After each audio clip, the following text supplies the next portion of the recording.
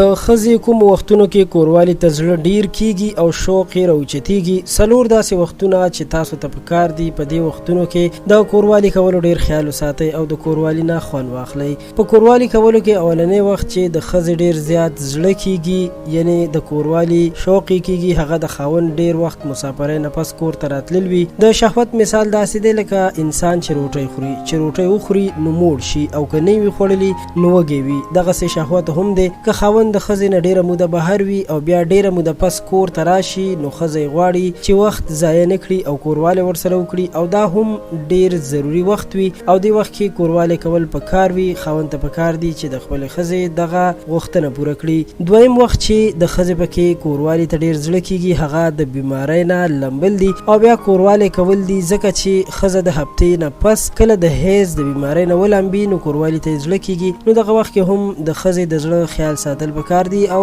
کوروالی ورسره کول پکار دي. دریم دا چې کله خاوند ښځې ته یو داسې تحفه راوړي چې د ښځې ډیره خوښه شي، نو ښځه بیا د خاوند نه ځان قربانوي، ځکه چې ښځه فکر کوي خاوند مې زما څومره خیال ساتي او زه پرې ډیره ګرانه یم. دې کار سره د خاوند او ښځې په منځ کې مینه هم زیاتیږي او دوی دواړه یو بل ته ګرانیږي. نو داسې وخت کې هم امکان وي چې ښځه د خاوند سره په ډیره مینه باندې د کوروالي کولو اظهار وکړي.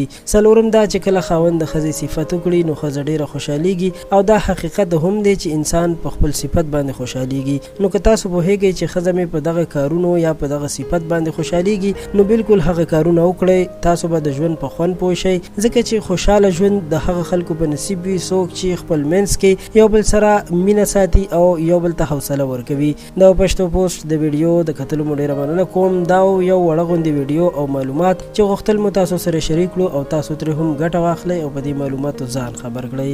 زموږ چینل در سره هم سبسکرایب کړئ. ډیره مننه.